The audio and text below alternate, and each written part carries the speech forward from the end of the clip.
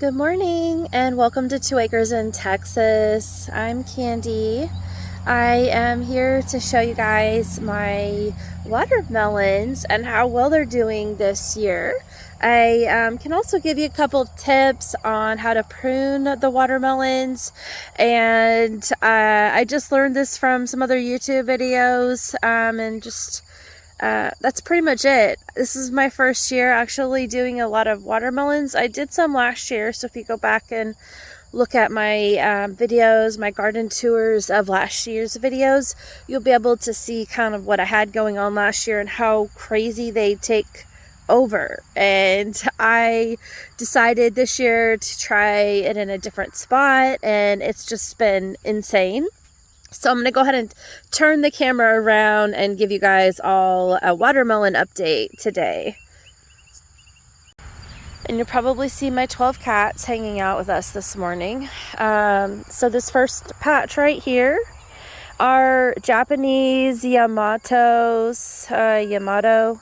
watermelons, and they are doing amazing. As you can see, I have quite a few, and there is a cat going to the bathroom right there. Not good in the garden, I know, and they all followed me down here. So what I do with trimming is after you get to the watermelon, is that I cut it just after the watermelon, just to try to give it the chance to grow right here, because otherwise this will keep going and it will produce more and more offshoots. See, like this one's an offshoot from right there, and it just goes like this. I could probably cut off, but they just grow and grow and grow, and those are what, kind of like tomato suckers. It's sort of just another sucker. But I have a bunch of these. I don't even know. I think 1, 2, 3, 4, 5, 6, 7, 8, 9, 10, 11. I think that's 12, 13, 14, 15, 16, 17, 18, 19. Maybe 19 or 20 just right here in this one section. And this was probably, there's a little one way out there that started. I missed one right here. So yeah, at least 20. So I probably have planted, if I remember correctly, maybe 5 plants. So I'm going to say that's pretty good, because you get so many per plant. Isn't that adorable? Isn't that just absolutely so sweet? Mama, daughter, they just love each other. So this is my next batch of watermelons. I have a few here, and there's some more hiding. This one is really hard to trim, by the way. I tried really hard to trim them. Hi, Jazzy. Just stay around, okay? Go play right here. This is Jasmine, our dog. She's sweet. So I have tried really hard to trim this a little bit, but this is just going crazy. And this is supposed to be, if I am correct, called the golden watermelons, called golden.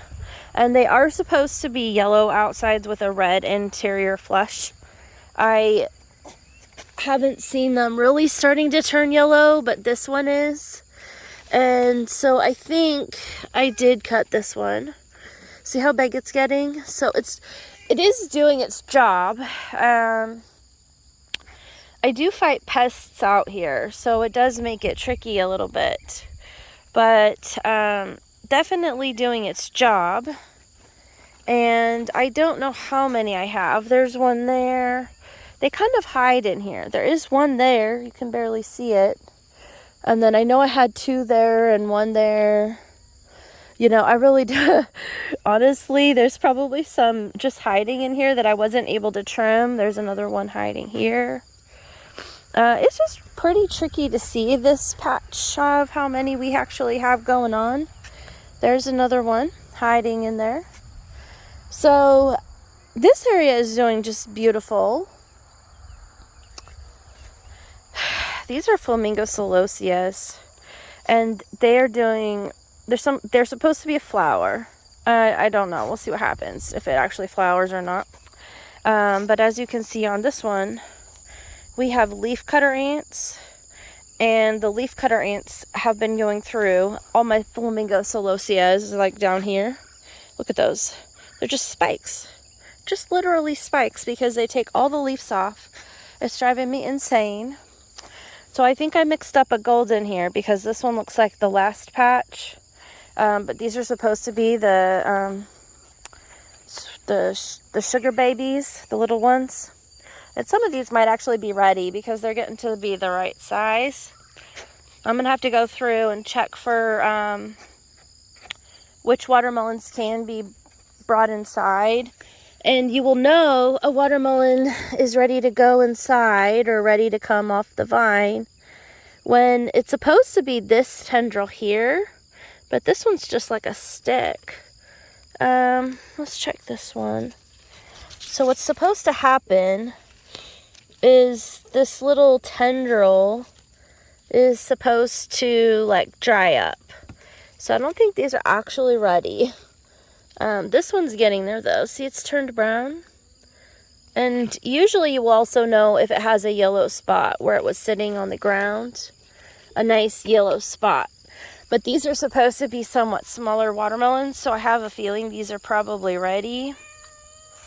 And I'm doing pretty good there, because we definitely have, 1, 2, 3, 4, 5, 6, 7, 8, 9 right here. This one's growing all funky. It's actually growing long, so I'm gonna say 10. There's a little one. I don't know. I didn't cut this one. I don't think. Oh, I did. It looks kind of funky shaped. I don't know. Some of these might just not be getting the proper nutrients. There's one up there. 10. You know, so it's doing okay. I planted about the same amount. See these flamingo celosias I was talking about? This is what the leafcutter ants have done to my plants right here. It's just insane. And those are just beautiful bushed out. But the ones that are all coming from on this side literally are just crazy. I'm gonna walk down. Some lavender. These are my cucumbers. See these? Like the top they didn't cut off, but the bottoms were stripped. Just completely stripped. And then my last patch down here are Jubilee watermelons. So these are the big ones, kind of like similar what you'll find in the store. The big round one, oblong ones. So I do have, you know, some decent size, like my hands here. That's a pretty big one there. There's another one hiding. And yeah, I can't really see all of these either, but I have trimmed quite a few of them. I went through it when it was a little bit smaller. There's another little one peeking out. But yeah, there's definitely a good, I don't know, 10 to 20 in this patch as well. Here's one growing, and here's a little one. And there's another big one, actually, that's pretty big. There's another one there. So, oh, and I see several right there. Yeah, this patch is just crazy. I mean, these patches are just going insane. Last year, I put them in my other garden area way up there on my hills. They're kind of hugelkultur hills. And they just literally... I just realized that vines like this, you know, if you're not trellising them, but anything like this, it just needs a lot of space. So that is where I'm at with my watermelons. So I can't really see myself videoing because of the sun, but I just wanted to kind of share that watermelon section with you this morning, just to give you a quick update rather than a really long garden tour that I've been doing lately. So if you haven't seen the garden tours, feel free to watch those. They've been pretty long, the last few that I've done, but I'm just trying to do a couple shorter ones. So I hope you all have a great day, and let me know if I should try a different type of watermelon next year. I live in more of like a central to east Texas location. So I am down in the south, and we are I don't remember what zone. 8 something, I think. So I should probably look that up so I would know better. But yeah, I hope you all have a wonderful day, and thank you again for watching my channel. I would love it if you would subscribe if you're not already a subscriber. Thank you so much.